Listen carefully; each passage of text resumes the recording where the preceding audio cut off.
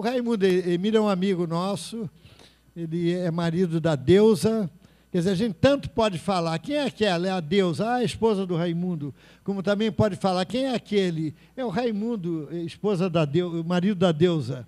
Que é a mesma coisa, os dois são trabalhadores espíritas, sempre presentes. Ele é do Bezerra de Menezes, lá da Vargem Grande, estudioso da nossa doutrina, faz cursos, faz seminários, então vai falar sobre o Evangelho. Ele merece, ainda que não merecesse, que não é o caso, toda a nossa melhor vibração de alegria, de contentamento. Vamos envolvê-lo para que ele se sinta na sua casa. Então, gente, boa noite e que a paz de Jesus se faça nesse ambiente e em nossos corações. Mas hoje, gente, com as luzes do Consolador prometido por Jesus, nós já sabemos que estar com Jesus não é opção dele. Ele já fez essa opção há bilhões de anos, né? Essa é a opção nossa. Nós é que temos que fazer essa opção, estar com Jesus.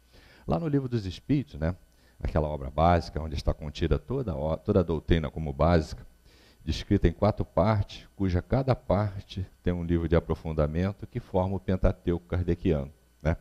Então, nas questões de 100 a 113, nós temos ali 3 ordens que o codificador criou, e nessas 3 ordens, ele colocou 10 classes, né? 5 classes na terceira ordem, que são os espíritos imperfeitos, 4 classes nos espíritos intermediários, que são os espíritos que, pelas características adquiridas, já habitam um planeta ditoso, já não têm mais corpo físico, já superaram todas as dificuldades que nós ainda estamos lutando para superar. E, na primeira ordem, classe única, os espíritos perfeitos, dos quais o universo tem muitos, mas nós só conhecemos um.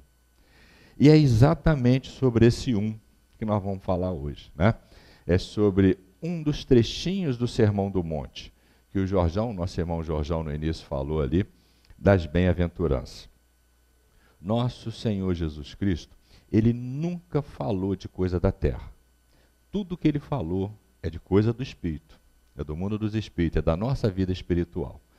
Mas por ser um anjo, e além do mais, o governador desse planeta, ele nos conhece profundamente, né? Tanto é que ele garantiu para a gente, né? E aí, para mim, também ele está mostrando a procuração de governador do planeta. O Jorjão também falou, ele fala que ninguém vai ao Pai senão por ele. Ele quer dizer o quê? Ó, todos vocês que estão no planeta estão sob minha responsabilidade, né? E tem uma prece, gente, que Jesus faz. Jesus só trata da elevação moral de 2 espíritos, da dele próprio, a do seu primo João, tá? No seu evangelho. Numa prece ele diz assim: Pai, glorifica-me com a glória que eu tinha com o Senhor antes que esse mundo existisse. Quer dizer, ele já estava à direita do Pai antes que o planeta Terra existisse. 4 bilhões e 600 mil anos. No mínimo isso, Jesus já é anjo, né? E do seu primo João, ele diz o seguinte: dos profetas nascido de mulher, o maior que existe é João. Tá? E aí ele diz uma coisa que nos deixa numa situação complicada, né? Se João, ele só citou dele, então João é maior que Maria, maior que todos os outros. Mas ele fala o seguinte: mas no mundo, no planeta, onde ele habita, né, na dimensão celeste, tá, o menor é maior que João. Ou seja, João ainda não é anjo, ele está batendo na trave. Mas até a própria forma de concepção é igual e na mesma época, né? Então, uma vez eu quase apanhei de uma católica, né, num curso, que falando sobre isso, ela não aceita que Maria não seja anjo. Eu digo, tudo bem, mas não tem nenhum problema, pode chamar de anjo, mas não está descrito isso no Evangelho, não. Mas por causa dessas questões que o Bordalo falou aqui. A nossa questão é eminentemente educacional. A lei de Deus, ela é totalmente educacional. E quando nós nos referimos à lei de Deus, são as leis da natureza. Todas as leis químicas, físicas, biológicas que regem a natureza são as leis de Deus. Tanto é que nós sofremos por quê? Porque nós vamos contra isso. Sempre que nós vamos contra qualquer lei da natureza, vai ter uma consequência, né? E como Jesus nos falou das coisas do mundo material, usando do mundo espiritual, usando a linguagem do mundo material, ele fez isso porque nós não tínhamos como entender o seu evangelho, a maioria de nós. O caso mais claro que ele deixou, a meu ver, sobre isso, é quando ele vai falar com o doutor da lei. Na verdade, é o doutor da lei que vai falar com ele, né? Nicodemos se converteu ao cristianismo, mas era muito duro se converter ao cristianismo naquela época. Ele foi falar com Jesus à noite, entrando pelos fundos, né? E quando ele chega diante de Jesus, Jesus também sempre respondia de acordo com a necessidade de quem perguntava, tá? Como Nicodemos era contra, não entendia e não aceitava a reencarnação, ele perguntou: Senhor, o que eu preciso fazer para me salvar? Jesus falou para ele: é necessário que você nasça de novo. Ele: que isso? Eu já velho, vou entrar no ventre da minha mãe e nascer de novo? Ele: não, Nicodemos, eu estou falando nascer do corpo e do espírito. Mas aí o papo rolou e ele falou: bom, se você que é doutor da lei não entende, eu não vou tentar com Raimundo, com Bordalo, com essa turma toda não. Daqui a 2000 anos eu vou botar eles num ponto de luz, numa casa de bênção, que naquela época era Marcos, o Barçanufo, né? E o Bezerra de Menezes era o homem rico, né? Daqui a 2000 anos eles vão montar uma casa e vocês vão receber um monte de material que vocês podem consolidar essas convicções que vocês já terão atingido. Viu quanto tempo levou para a gente chegar ao conhecimento do mundo dos espíritos, gente, tá? Aí, se você quisesse ser igual Bezerra de Menezes, naquele tempo ele era bilionário, queria ver Jesus porque queria, mas não conseguia porque ele era baixinho e gordo. Aí ele teve que subir numa árvore, aí Jesus, sabendo disso, né, passando por ali: desce aí, Zaqueu, que eu vou para a tua casa. Zaqueu, ele disse que ele desceu, para mim ele caiu, né, deve ter despencado de lá, né? E aí foi para lá, chegou lá, ele vendeu a metade do que ele prometeu e fez. Eu vou vender a metade do que eu tenho e dar para os pobres. Aí Jesus fala para ele: hoje mesmo chegou a salvação a essa casa. Ele ainda disse mais: mas se eu roubei alguém, se eu defraudei alguém no cálculo do imposto, que ele era arrendatário daquela região ali, eu quero pagar 4 vezes. E sabe-se que depois ele vendeu o resto e deu para os pobres, que ele virou o 13º apóstolo, né? Então, Matias. Então, gente, naquele tempo ele já era totalmente desapegado a bens materiais. E desses 2000 anos aí, ele fez algumas reencarnações em que ele deu a vida por Jesus, etc. Como aquele menino Marcos, né, que era o Barçanufo, que naquela mesma ele já deu a vida por Jesus e deu outras, né? E esses espíritos já vêm com Jesus há muito tempo, né? Barçanufo, né, quando descreve lá na Grande Espera, que ele era o Marcos, ele era um pouquinho mais velho que Jesus. Ele já era adulto, devia estar com 20, 21, 20 e poucos anos, e Jesus tinha 16 anos, qualquer coisa perto disso, quando ele ia visitar os essênios e se encontrou com o Barçanufo lá, o Marcos. É isso. Está lá no livro A Grande Espera, da Corina Novelino. Então, vejam, gente, para nós entender o mundo dos espíritos, como nós estamos entendendo hoje, foi agora, nesse século. Porque se nós entendemos antes, nós falimos, senão eu não estaria na situação que eu estou. Tá? Não está ruim a minha situação, não, está boa. Tá? Mas que eu estou num nível de esclarecimento que me sustenta. E é por isso que hoje nós podemos falar das bem-aventuranças. As bem-aventuranças, gente, é o frontispício do Sermão do Monte. É o que vem na frente do Sermão do Monte, é onde Jesus começa o Sermão do Monte. O Sermão do Monte ele tem uma importância tal, tá, para o cristão, que não foi nem cristão, nem espírita que descreveu, foi Mahatma Gandhi, né? Um hinduísta. Ele diz o seguinte: se você pegasse tudo que se escreveu sobre moralidade no planeta e destruísse e preservasse o Sermão do Monte, você não perdia nada, porque toda a moralidade está contida nele. Então, se a nossa proposta é a evolução moral, porque a intelectual é mais fácil, tá? O Sermão do Monte, nós precisamos conhecê-lo. E ele está mais estendido no Evangelho de Mateus, que é aquele Levi que viveu com Jesus. Tá? Então, é Mateus, capítulo 5, 6 e 7. E quando Jesus chega e coloca as 9 bem-aventuranças, né, ali ele quebra todos os nossos paradigmas há 2000 anos e ainda hoje do vencedor. Bem-aventurado é um vencedor, né? Bem-aventurado é o que venceu. Então, o bem-aventurado é o que chora, o que sofre, o que tem sede de justiça, etc, etc, etc. O humilde. Tá? Não é o romano vencedor da época. Né? Tanto que um dos seus apóstolos chega a fazer essa colocação para ele, precisava um pouco mais de energia. Ele falou: não, se eu quisesse, está no livro Boa Nova, se eu quisesse impor meu evangelho, eu convocava os generais romanos, mas não é por aí. Tá? É pelo amor que nós temos que implantar o evangelho. É apanhando, é levando surra, é sendo preso, executado, etc, etc. Ainda hoje é a mesma coisa. Essa é uma coisa que nos obriga a refletir.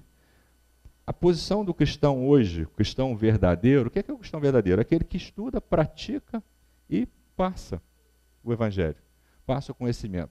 Tá? Ele não vai mais ser crucificado, né, mas ele é chamado de bobo, entendeu?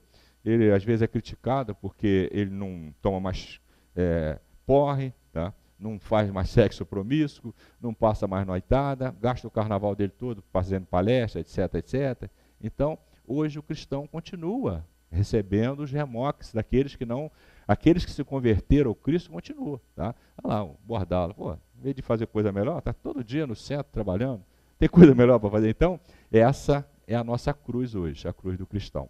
E para que nós possamos sermos melhores trabalhadores da seara do Senhor, é imprescindível que conheçamos o Evangelho. Mas o Evangelho hoje, à luz da doutrina espírita. Por quê? Que Jesus falou do mundo dos espíritos, nós não podemos entender, e lá, quando ele ia partir, ele prometeu o Consolador, e no Consolador, ele amarra a função do Consolador, que é o capítulo 14 de João, né, o versículo 26. Ele diz o seguinte: e o Consolador que meu Pai enviará em meu nome vai ficar convosco para sempre. Ó. Já quebrou um paradigma, não é uma pessoa, ele é indestrutível, tá?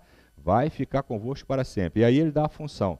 A primeira delas, vai ensinar tudo que eu não posso agora, em algumas tradições, e fazê-los lembrar o que vos tenho dito. Então, ó, tudo que Jesus não podia nos dizer com clareza, porque o doutor da lei não entendeu, hoje, se você se propõe, eu posso até te indicar a abstenção feita de que a doutrina dos espíritos se aprende na codificação. Mas a extensão do que já tem hoje da doutrina espírita, de aprofundamento, é muito grande. E o manancial inesgotável, né, maior que nós conhecemos, é o Chico Xavier, 412 livros. Mas dentro desses 412 tem 16, né, cujo título é A Vida no Mundo Espiritual. Tem até um livro agora que lançaram, um resumo de todas as obras do André Luiz. Tem tudo que nós precisamos para o nível que nos encontramos, para chegar no mundo dos espíritos, e viver aqui como espírito, ali nessas 16 obras. Mas é pouco, se o Chico escreveu 412, em termos de percentual, o que é isso? É quase nada, né? Então a gente tem que ler pelo menos mais uns 50 de Emmanuel, mais não sei quanto desse, etc, etc, para a gente dar uma equilibrada. Mas vamos no nosso tema. O Kardec, no capítulo 5 do Evangelho segundo o Espiritismo, aonde se encontra o nosso tema, ele colocou as 3 bem-aventuranças que Jesus alude sobre o sofrimento. São essas: bem-aventurados que choram, pois que serão consolados. Bem-aventurados os famintos e os sequiosos de justiça, pois serão saciados. Bem-aventurados que sofrem perseguição pela justiça, pois que deles é o reino dos céus. É Mateus capítulo 5, 4, 6 e 10. Está lá no Evangelho segundo o Espiritismo, capítulo 5. Leem também, como o Sermão do Monte é replicado, tem também Lucas, mas eu tirei só Mateus aqui. Tá? Então, gente, percebam, bem-aventurados são os que choram. Poxa, mas nos nossos paradigmas, bem-aventurado é o feliz, né? É o vencedor, é o que domina, é o que tem tudo à sua disposição. Né? Então, como entender isso sem a reencarnação? Aí a gente parte para uma outra coisa. Quando Jesus nos disse que enviaria o Consolador, e ele teria 2 funções precípuas, tá? Nos mostrar o mundo dos espíritos, que ele não podia mostrar, porque nós não íamos entender, não é só entender, nós não íamos aceitar. O Nicodemo não aceitou, ele era o doutor da lei. Então eu, que era analfabeto da lei, não ia aceitar mesmo, né? Então, o que acontece? Se eu não me ver como espírito, eu não consigo perceber algumas nuances da lei de Deus. É muito fácil eu me ver como sofredor se eu der uma olhada naquilo que eu considero injustiça e absurdo hoje. A todo instante a gente não está vendo aí, o Bordalo contou aqui caso simples, né? Do sujeito que toma o iogurte e joga para lá, do sujeito que dá a bala para o filho, já está educando o filho, tá? Ele não está primando pela ética, ele não está primando por valores morais. Parece que isso não tem importância, Mas qual é a diferença entre o sujeito furtar uma agulha ou um avião? É a mesma coisa. É apenas uma questão de oportunidade, entendeu? Se ele tiver uma oportunidade, ele vai furtar o avião também. Então, a questão é ética e moral, não tenha dúvida. Mas como eu perceber isso se o meu referencial de homem terra a terra, do homem que vive toda a minha vida pensando que eu sou esse monte de célula física aqui, e que isso aqui é onde eu vou me comprazer e fechar a questão, entendeu? Como é que eu vou perceber que eu preciso largar esses vícios que eu tenho? Né? O que eu gosto muito? E olha, isso não está errado. Eu estou num gráfico, tá, de espírito simples e ignorante, que vai chegar a anjo, a espírito puro. E nós estamos num determinado ponto que me remete para os espíritos da terceira ordem. Tá? Dá uma lida lá. No curso do Livro dos Espíritos sempre passa por essa questão. Depois, no final da aula, do curso, naquele dia, eu pergunto às pessoas: quem aí qual a classe que vocês acham que nós estamos? Eu nunca achei um cara de pau que estivesse na primeira, mas vários que estão na segunda ordem. Aí, tá bom. Então vamos lá. Você não tem mais inveja, não tem egoísmo, não tem nada disso, não gosta mais de picanha, de sexo, não tem mais preguiça, não tem nada disso? Não, tem. Então você é a terceira ordem. Tá vendo? Então nós somos espíritos da terceira ordem. Mas não tem nada de errado nisso. Outro dia nós éramos canibal. Outro dia nós estávamos peludos, desnudos, comendo uma gazela crua na savana. Tá? Tem um tempo isso, mas nós estamos nessa condição. Tá? E hoje nós estamos o quê? Belos, morando em casas bem montadas. Nós temos uma maquininha hoje que está lá em outro planeta, colhendo a amostra do solo, analisando e mandando para a gente o resultado. Já imaginou que tecnologia é essa? Que engenharia é essa? Tá? É muita coisa. Então você já imaginou o que nós temos de tecnologia no planeta? Então nós estamos bem distante daquele homem que se escondia na caverna. Porque quando nós passamos para a caverna, nós já tínhamos descido da árvore. Já tinha progresso aí. Tá? Então, meus amigos, agora veja o ponto que nos encontramos. Então, se hoje eu ainda gosto de picanha, de chope, de sexo, de não fazer nada, descansar e depois não fazer nada, isso não está errado. Isso está no gráfico, eu estou nesse ponto, isso está correto.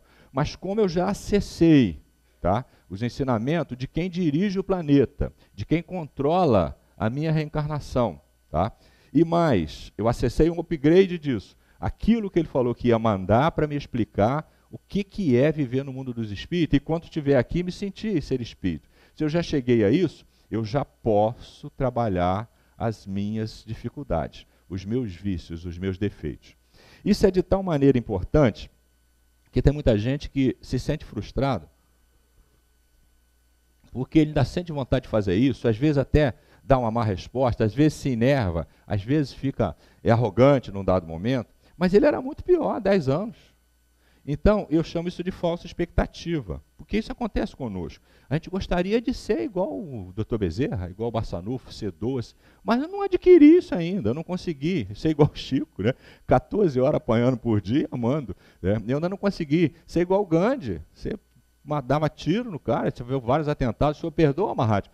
Eu não tenho por que perdoar, eu não me ofendeu, não. Isso aí é apenas uma circunstância. Eu sei, igual Jesus, na hora, chegar no máximo, né? Na hora dele partir, pai, perdoa. Eles são ignorantes. Eles não sabem o que fazem. Então, eu não posso ficar me cobrando acima daquilo que eu posso fazer. Como é que o codificador descreve o verdadeiro espírita? Reconhece-se o verdadeiro espírita pela sua transformação moral e pelo esforço que ele emprega para domar as suas más tendências. Transformação moral eu vejo, está aqui, ó. Um monte de gente que quinta-feira, em outras épocas, nessa época com certeza, eu estava lá no recreio, no que eu acho que 104, eu e a Deusa, jogando sueca, tomando cerveja, etc, etc. Não tem nada de errado nisso. Mas eu mudei, isso hoje não me preenche, não me satisfaz mais. Vocês também, provavelmente. Ou então vocês já eram muito melhores desde pequenininho, né? Não foi igual a mim. Então, transformação moral eu vejo. Agora, o esforço que cada um de nós emprega para domar as más tendências, eu não vejo. Só você e os espíritos. Bem, e é exatamente isso que vai plasmar a morada que a gente vai estar depois do desencarne e a próxima reencarnação. Porque essa reencarnação aqui, o curso que eu fiz no mundo dos espíritos, eu estou em prova, estou passando por essas provas. As questões que eu acertar, se eu conseguir nota mínima, todas que eu acertei eu não preciso repetir, mas as que eu errei eu vou ter que repetir. É da lei, certo? Então, quando eu for para o mundo dos espíritos, o esforço que eu estou fazendo, o que eu consegui de domar das minhas más tendências, vai estar numa daquelas moradas que também está em João 14, só que esse é 1, 2 e 3, né, João? Não se turbe o vosso coração, os vossos corações, crede em Deus e crede também em mim. E na casa de meu pai há muitas moradas. Se assim não fosse, eu falaria para vocês. Tá? Então, meus amigos, essa morada que eu vou habitar, quando eu desencarnar agora, ela vai ser a resultante do esforço que eu usar para domar minhas más tendências. E aí eu vou ter a oportunidade de estudar e trabalhar de novo. Se eu passar direto para o umbral, né? Eu vou para uma colônia, mas posso ficar no umbral também. O que é um umbral? É um filtro que, se eu não tiver dimensão para passar nos furos dele, eu fico lá. Tá? Se eu tiver, eu passo e vou para uma colônia onde eu vou ser tratado inicialmente, e depois vou ter a oportunidade de fazer de novo o estudo no mundo dos espíritos, o trabalho no mundo dos espíritos, etc, etc.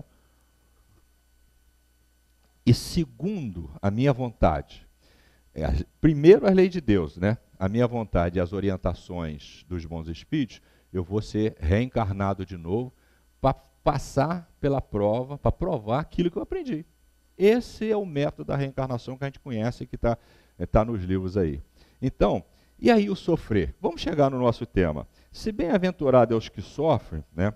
Agora, Jesus também nos falou, né, que quem com ferro fere, com ferro será ferido, né, naquele momento que o Pedro atingiu o outro. Da forma que julgares, também será julgado.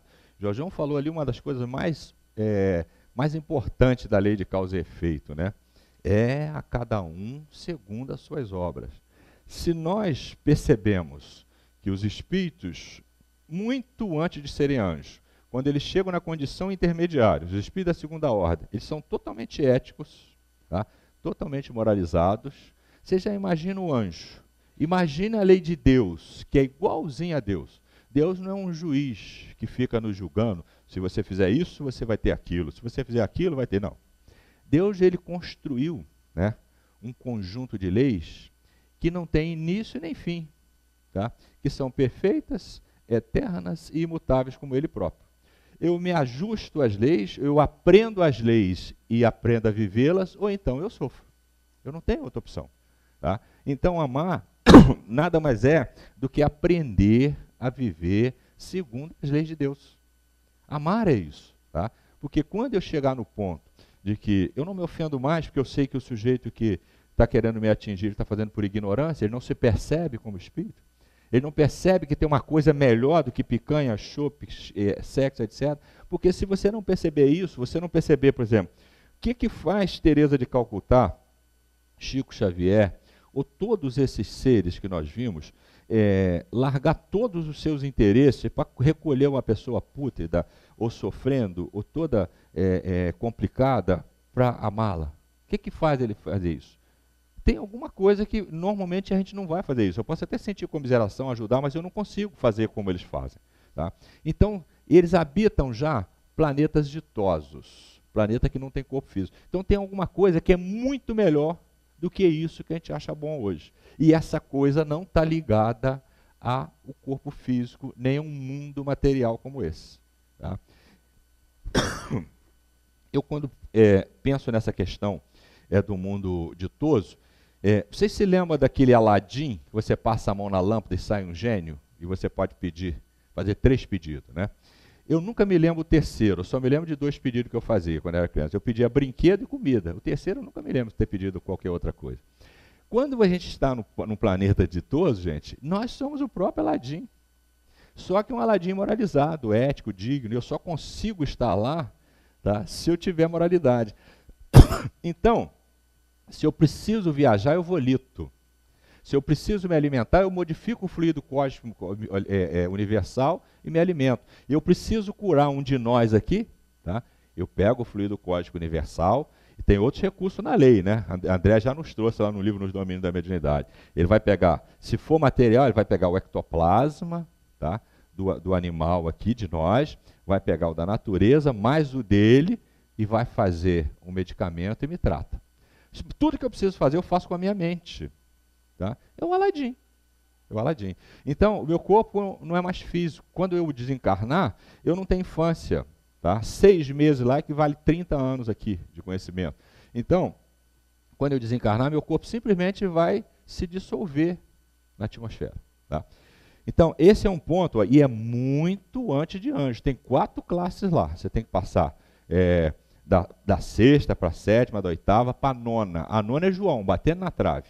Tá? Para mim chegar a anjo.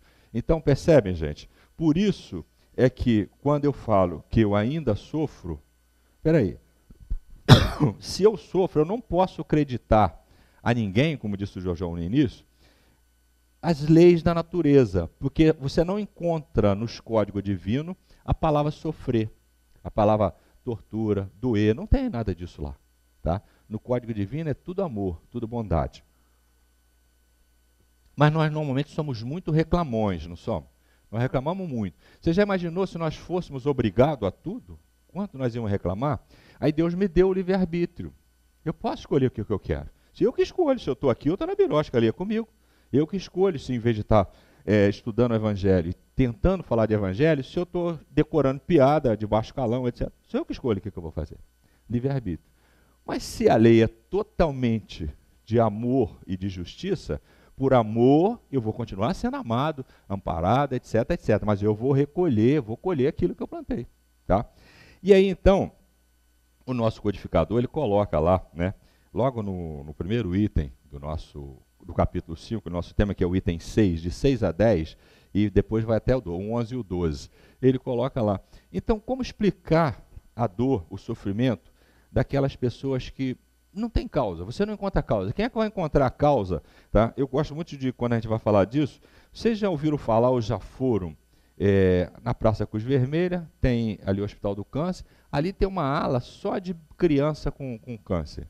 Só criança. Chega lá tudo carequinha, né? Por causa do processo de tratamento, etc. O que eles fizeram? Né? O que essas crianças fizeram para estar com câncer? Tá? Se somos todos filhos de Deus e a lei igualitária é igualzinho para mim. Tá? E aí eu preciso refletir. Estava até falando para o Bordala aqui no início. Sempre que nós vamos falar disso, eu me lembro de uma médium, né? Dona Ivone do Amaral Pereira. Ela tem um livro chamado Devassando o Invisível. É um livro imprescindível para todo mundo, mas para médium é obrigatório. Né? Devassando o Invisível. Dona Ivone, ela foi abordada por um espírito que queria escrever um livro através dela. Ela chamou ele de o beletrista. Então, o beletrista porque queria relatar o seu caso. Mas só que o caso dele era um caso de desespero. Ele desencarnou por desespero, desesperado. Mas ele não tinha a solução, a contrapartida. Aí ela avaliou, disse, não posso trazer seu livro, não. E aí, consultando o seu anjo da guarda, ele, claro que não, você está certo. E ele saiu aborrecido de perto dela. A história é longa. Mas aí o beletrista, aquele a quem ela chamou de beletrista, saiu aborrecido de perto dela e foi embora. Passado 14 anos do nosso tempo aqui, ele volta para ela e fala, muito obrigado, Ivone, por você não ter aceito trazer o meu livro, porque ele realmente ia levar muita gente ao suicídio, ao desespero, porque ele só queria contar o sofrimento que ele passou para desencarnar, mas não dá a solução. Então, toda vez que nós formos tratar de coisa que se refere a esse tal de sofrer causas anteriores, nós precisamos ter em mente de que a lei de Deus não tem sofrer. O sofrer é responsabilidade nossa. Mas eu não preciso ficar chorando, desesperado. Por quê? Também não disse o sábio, o grande sábio, né, o único anjo que nós conhecemos, que Deus não dá fardo que não se pode carregar? Tá? Quem leu o nosso lar e viu o filme, viu lá um prédio, né, da reencarnação, em que, se eu tiver lúcido, eu posso até interferir na minha reencarnação.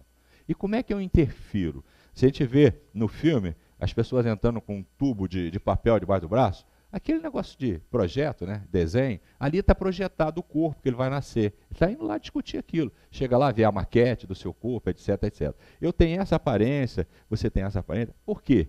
Porque foi projetado lá. E como é que isso passa para o meu corpo? Esse tal de perispírito, né, que é extremamente ideoplástico, ou seja, mentalmente eu consigo alterar a plasticidade dele. Né?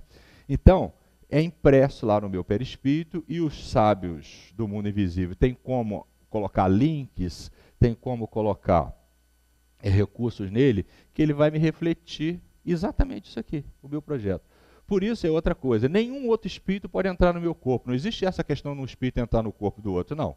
Tá? Só o meu espírito pode entrar aqui, porque ele foi projetado para ele, por ele. Né?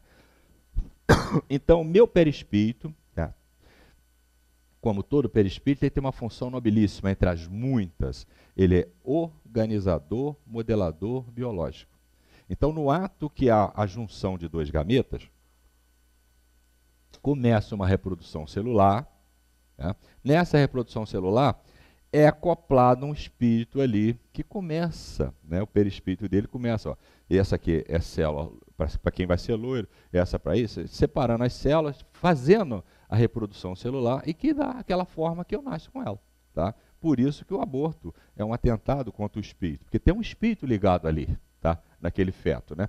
E aí, gente, se eu vejo hoje, né, o sujeito que dirige uma quadrilha que rende bilhões, né? Eu passo todo dia na Venda Brasil, tá? Eu trabalho lá em Caxias, eu passo todo dia ali em frente aquele pessoal do crack ali. Você dá uma olhada ali, o negócio é meio doído, né? Você vê lá várias meninas grávidas, né? Vários rapazes esquálidos, né? Caídos lá no chão. Você vê, coitado do meu irmão, né? Ele tomou aquela opção, coitado, ele tomou aquela opção ali. Mas a dificuldade que ele vai ter para refazer aquilo ali, e aquele espírito que está nascendo ali? Tem um espírito ali. Né? Por que ele está nascendo ali? Mas nós não estamos vendo outros que estão ficando bilionário, vendendo crack, destruindo essas vidas, outro deixando um monte de viúvas, um monte de órfãos pelo caminho. O que vai acontecer com esse irmão? Tá? Ele vai ter que acertar as contas dele. E no acerto, gente, por amor de Deus, aí vem uma coisa que também nós não gostamos, porque nós temos mania de ditar para Deus o que nós gostaríamos, o que nós queremos. Só que se fosse por nós, o planeta, nem esse planeta existiria, quanto mais o universo. Né? O esquecimento do passado é outra bênção, né? Que nesse capítulo aí, capítulo 5, é o item 11, o esquecimento do passado. Eu não sei com quem eu delinqui, contra quem, como, onde. Eu não sei qual foi o crime que eu cometi, o mal que eu fiz. Não sei nada disso. Tá? Então, fica muito mais fácil eu casar com o inimigo, nascer filho do inimigo, né? Ter um síndico, né, que às vezes é um desses caras do passado, ter o presidente da Casa Espírita que pega no meu pé também, que é dessa época do passado, e por aí afora. Então, gente, quando Jesus falou, reconcilie depressa com seu inimigo para que ele não te entregue ao juiz, o juiz ao promotor, ele te mete na cadeia, ele só sai de lá quando você pagar o último centavo. Esse é o recurso, porque eu acho que eu enganei a lei, mas eu não enganei lei nenhuma. A lei está escrita, questão 621. Onde está escrita a lei de Deus? Na consciência. Desculpa, eu estou tossindo, que eu estou num processozinho alérgico, então de vez em quando dá uma tossidinha. Não. Então, o que acontece? Ó? Se a lei de Deus está escrita na minha consciência, tá? O meu nível de entendimento é que vai definir o nível de absorver também as coisas. Entendeu? Então, quando eu entendia menos, eu sofria menos. Hoje eu entendo mais. Como é que é o sofrimento do espírito no mundo dos espíritos? Ele pode ser carnal, o espírito que está muito materializado, o perispírito dele ele sente como se fosse o corpo. Mas mesmo depois que eu saio dali e vou para a colônia, o grande sofrimento é o remorso. Por quê? Porque aí eu vou lá, meu Deus, eu estava encarnado, eu estava no centro, então passei na porta do centro N vezes, não entrei, então eu entrei, nunca me propus a estudar, quando eu estudei, nunca liguei para aquilo, etc, etc. Esse é o sofrimento que eu vou ter, é o remorso. Por quê? Porque o padrão, tá? O padrão, a forma da felicidade está impressa na minha consciência. E quando passar por ali, não passa no padrão. Por quê? Porque eu não criei o meu bolo dentro do padrão recomendado, que é o padrão do amor, do afeto, etc, etc. Mas, além dessa questão do esquecimento do passado, também nós temos no item 12, motivos de resignação. O que é resignar, gente? tem algumas palavras que elas são muito próximas. Resignar, fé, confiança, etc. Estão tudo mais ou menos ali no mesmo campo semântico. Resignar é você encontrar, tá, no mesmo lugar que nasce a fé, a força, a vontade, a disposição para sorrir quando está triste, para ir trabalhar quando você não está afim, o colchão está pregado nas costas, mas você não quer aquele... Aí leva o colchão, empurra o colchão e vai trabalhar. Socorrer quando você não está com vontade. Aturar o outro quando você não está aguentando mais. Isso é resignar. Resignação. É a mesma coisa com o meu sofrimento. E há uma diferença grande entre sofrer, tá, e doer. O sofrimento é inerente do planeta, mas o doer está muito em mim. Você já viu aquela pessoa que, se ela tiver com uma unha encravada, ou ela não trabalha, cria o maior caso, pede 15 dias de licença. Tem outra que está com câncer, tá? Vai se arrastando, socorre, leva a merenda, cuida disso, cuida daquilo. Já viu? Resignar, resignado, assumindo, se assumindo diante de Deus e pedindo fé. E toda vez, pedindo força para aumentar a sua fé. Porque toda vez que eu faço qualquer coisa nesse sentido, está lá no Livro dos Espíritos, quando e no Evangelho, quando eu sou sempre atendido, aí eu pedi, por exemplo, eu queria tanto um BMW, eu posso pedir a Deus, não posso? Mas eu vou receber?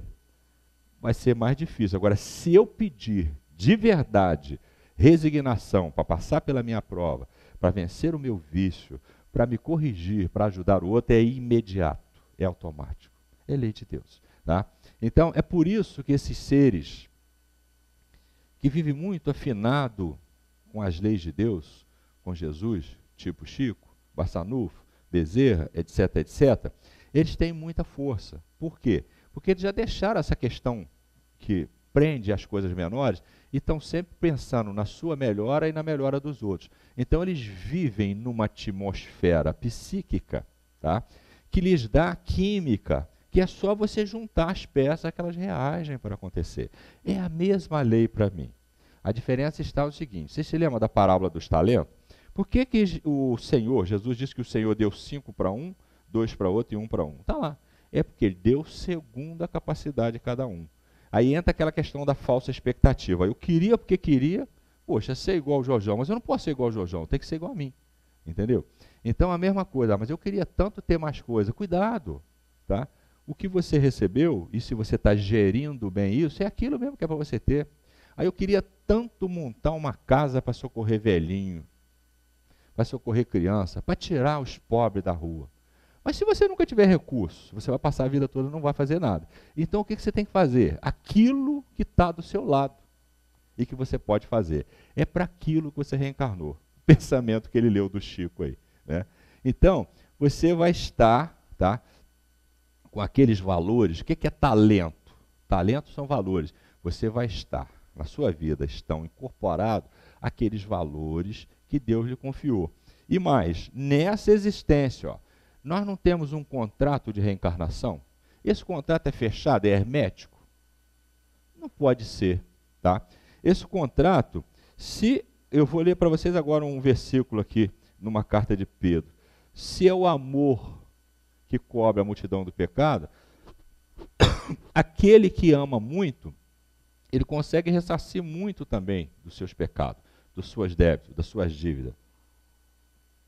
Porque ele está mostrando para ele mesmo e para Deus que ele se educou diante das leis de Deus. E se lembra que Jesus falou lá na parábola dos talentos? Ele chamou os 2 que dobraram, né, e falou para eles o seguinte: bom servo, vamos para a glória do Senhor. Você foi fiel no pouco, então você vai ter muito, né? E falou que enterrou, tira o talento dele e dá para o outro, tá? Dá para o que tem 5. E ele vai para as trevas, onde vai ter ranger de dente, etc. O que Jesus quer dizer com isso? É o remorso. Se você te coloquei lá no planeta, te dei um corpo sadio e muitas vezes uma bela profissão, um belo salário, uma bela família, você não produziu nada, o que você fez com os talentos que eu te emprestei? Entendeu? Você vai nascer na próxima como? Sem todos esses valores, mas com as mesmas provas. Vai chorar e vai ranger os dentes. Ou não vai? Então, gente, essa questão da resignação, ela está ligada diretamente à fé. Ela nasce na mesma plataforma, a fé.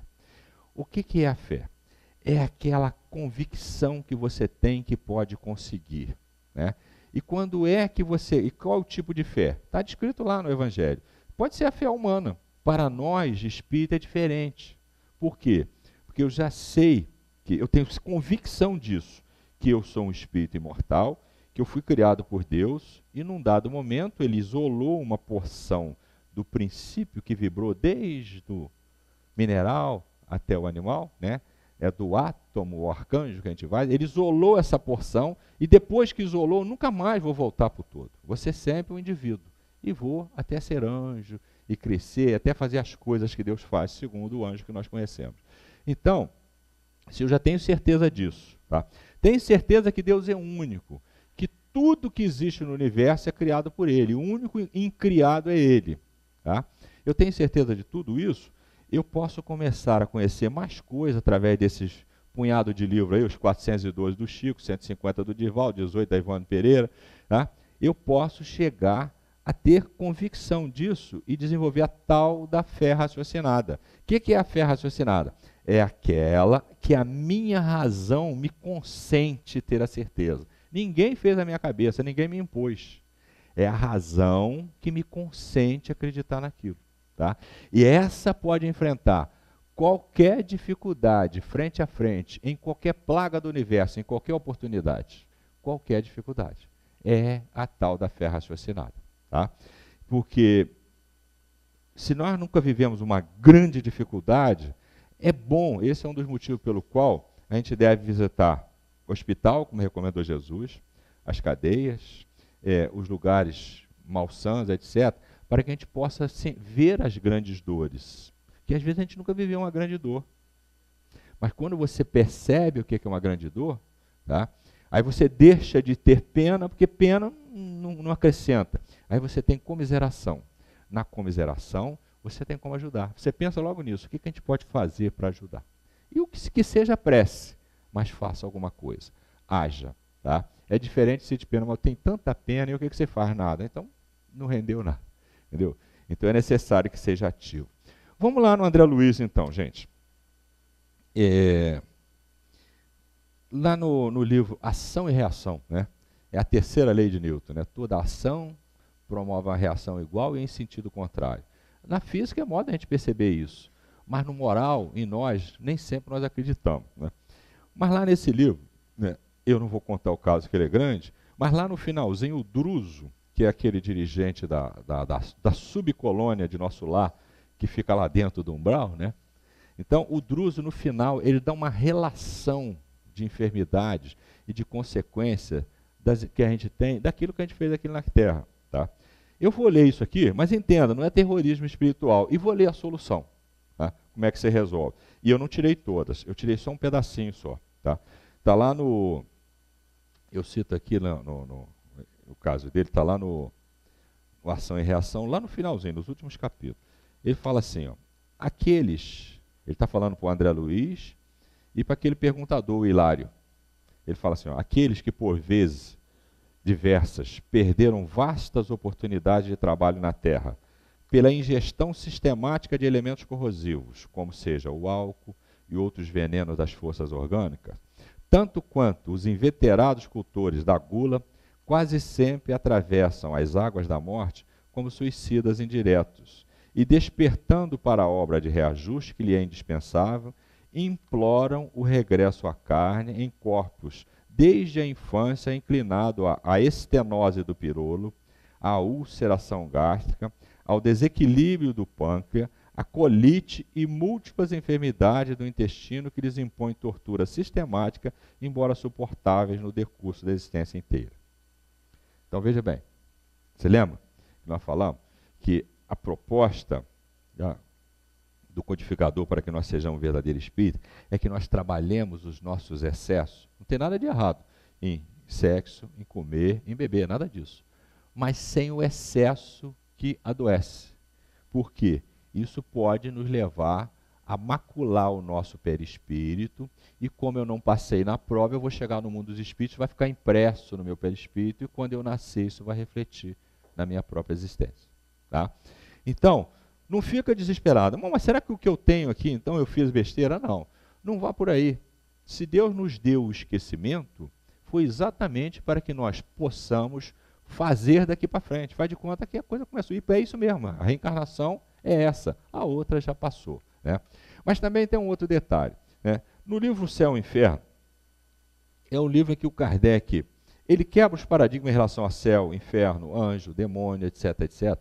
Na primeira parte, é longa a primeira parte. E na segunda parte, ele entrevista, ele evoca espíritos e os classifica. Ele começa com os felizes, os mais ou menos, etc, etc. Lá você vai encontrar, não está na mente aqui agora exatamente o subtítulo, mas é nos resignados, é Marcel número 4. Alguém se lembra? Tá?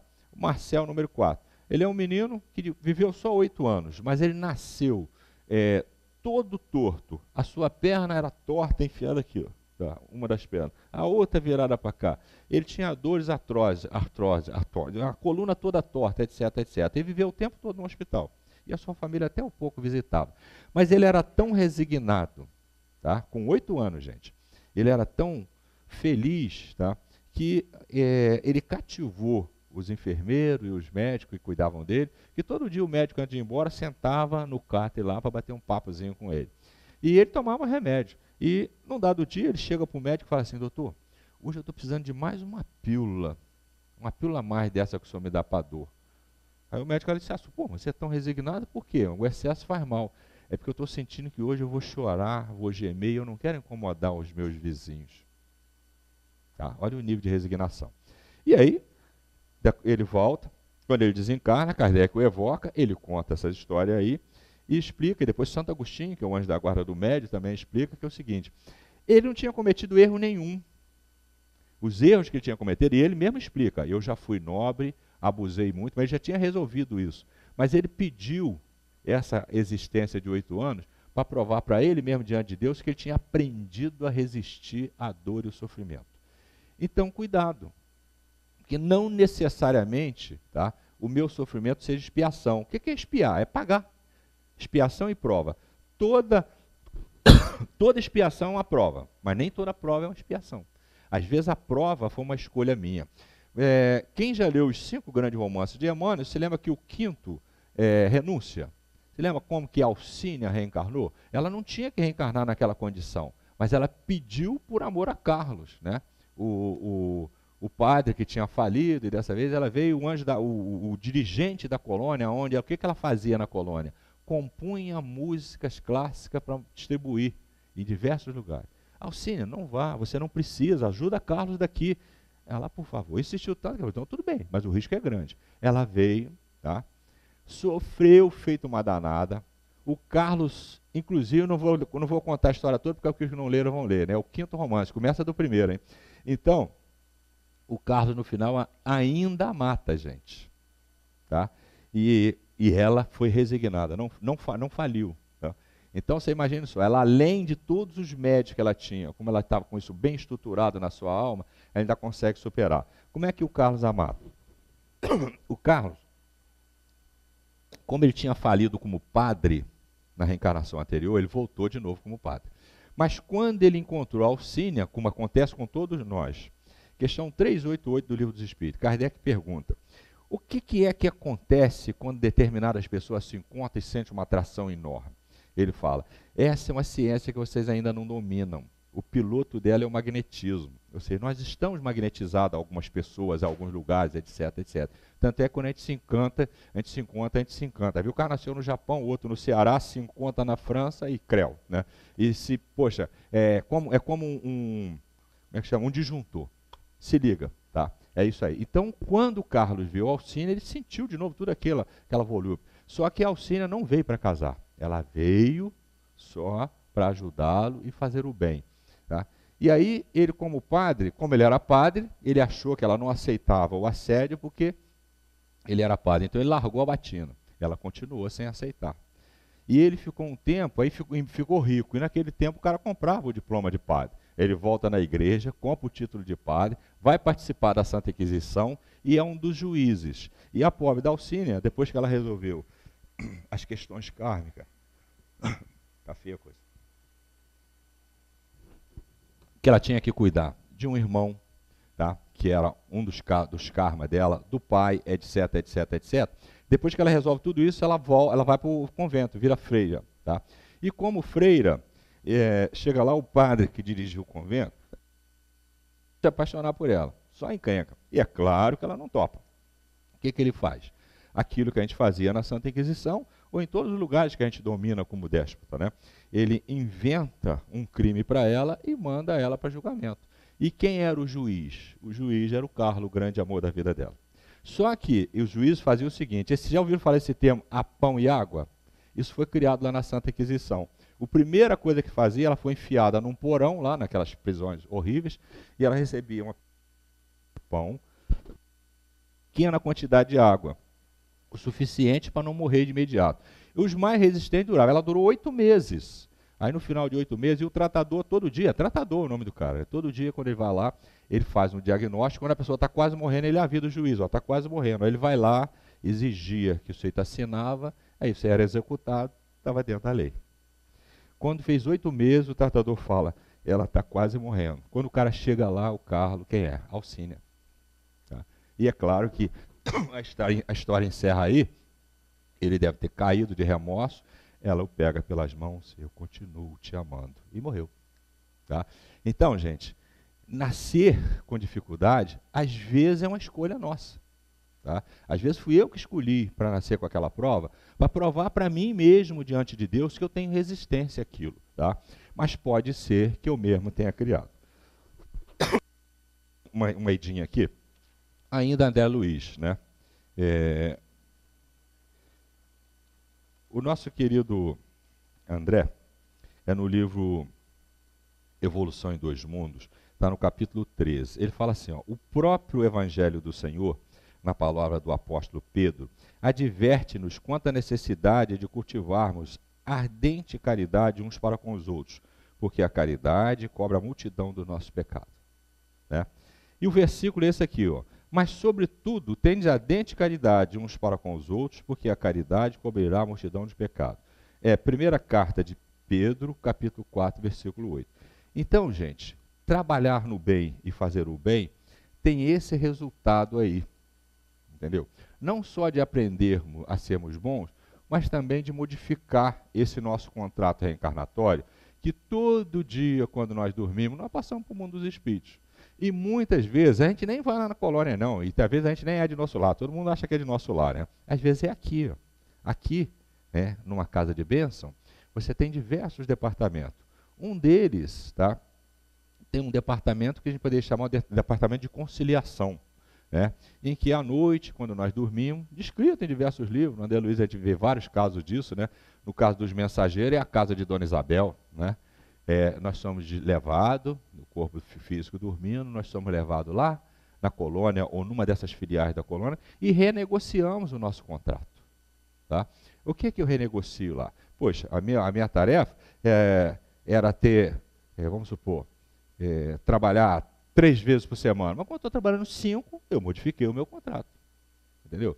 E aí, às vezes, a minha tarefa era ser mais ou menos bonzinho. Mas se você decidiu, você que continua com o livre-arbítrio, a ser melhor, modifica isso aí. Esse contrato não é hermético, ele não é fechado. O karma não é como pensam os indianos, né? Você nasceu pária, tem que morrer pária, não. O karma é dinâmico. Ele é dinâmico. Eu posso reduzi-lo ou agravá-lo. Né? Mas o mesmo André Luiz, a gente ainda tem um minutinho, ainda no Evolução em Dois Mundos, ele faz umas colocações aqui que eu queria pedir licença a vocês para ler. Ele fala assim, ó, não será lícito, porém, esquecer que o bem constante gera o bem constante e que, mantida a nossa movimentação infatigável no bem, todo o mal por nós amontoado se atenua gradativamente, desaparecendo ao impacto das vibrações de auxílio nascidas a nosso favor em todos aqueles aos quais dirijamos a mensagem de entendimento e amor puro, sem necessidade expressa de recorrermos ao concurso da enfermidade para eliminar os resquícios de treva que eventualmente se nos incorpora ainda no fundo mental. Lembra que eu falei? Falar das dificuldades do mundo dos espíritos não tem nada de errado, porque foi essa a proposta do Consolador prometido por Jesus, te mostrar o mundo dos espíritos, mas mostrar também o lado amor. né? Então, nós sabemos disso. Então, veja bem, trabalhar no bem, fazer o bem, me educar, pode reduzir muito nas provas pelas quais eu tenho que passar, nos males que eu amontoei pelo caminho afora aí, tá? Então, nós podemos deduzir daí o seguinte, as leis de Deus não são punitivas, elas são educativas. Tanto que os espíritos que se educaram segundo as leis de Deus são felizes. Tá? Então, o que eu preciso é me educar segundo a lei de Deus. Tá? E como eu não posso gerar falsa expectativa. Não, então eu vou largar tudo isso que me faz sofrer, tudo que era terra. Não, eu vou ficar maluco, me desesperar. Não, eu vou estabelecer um procedimento, tá?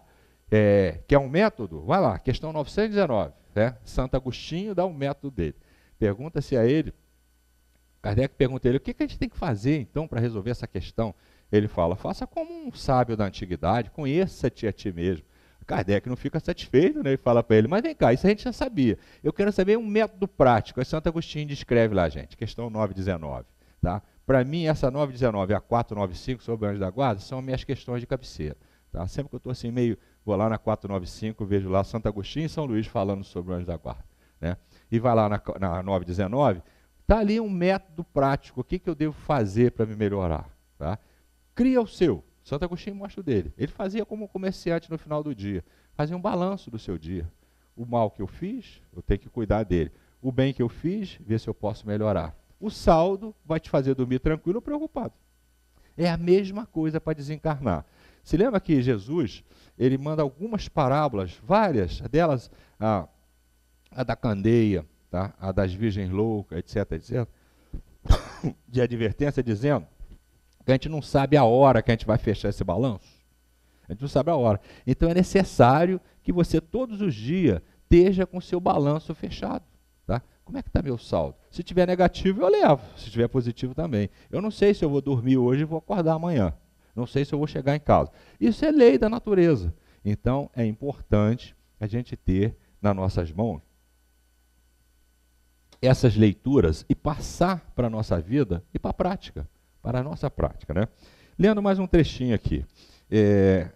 O nosso querido Emmanuel, gente, nesses livrinhos, né, que a gente chama de livrinho pelo tamanho, mas com conteúdo imenso, são aqueles 4 livros de preparo, Pão Nosso, Fonte Viva, Caminho, Verdade e Vida. No Pão Nosso 92, olha o que Emmanuel fala. Eu extraí 2 parágrafos. Ele fala, muita gente insiste pela rigidez e irrevogabilidade das determinações de origem divina. Entretanto, compete-nos reconhecer que os corações inclinados a semelhante interpretação ainda não conseguem analisar a essência sublime do amor que apaga dívidas escuras e faz nascer novos dias nos horizontes da alma. Pão Nosso 92. E mais. Se entre juízes terrestres existem providências fraternas, qual seja a da liberdade sob condição, seria o tribunal celeste constituído por inteligência mais duras e inflexíveis? Ele fala, a casa do Pai, gente, é muito mais generosa que qualquer figuração de magnanimidade apresentada, até agora no mundo, pelo pensamento religioso. Em seus celeiros abundantes, há empréstimos e moratórias, concessões de tempos e recursos que a mais vigorosa imaginação humana jamais calculará. Então, percebe, gente? Então, não fica preocupado, mas eu cometi tanto erro, mas eu fiz isso. Calma, calma, não se desespere. Eu estou sofrendo, mas o que eu fiz? Calma, não se desespere. Tá? Olha o que ele está falando. Ó. A casa do Pai é muito mais generosa que qualquer figuração de magnanimidade apresentada, até agora no mundo, pelo pensamento religioso. Em seus celeiros abundantes, há empréstimo, se eu precisar, moratória, quer dizer, eu posso passar 100 anos sem pagar nada daquilo, até que eu tenha condições, entendeu?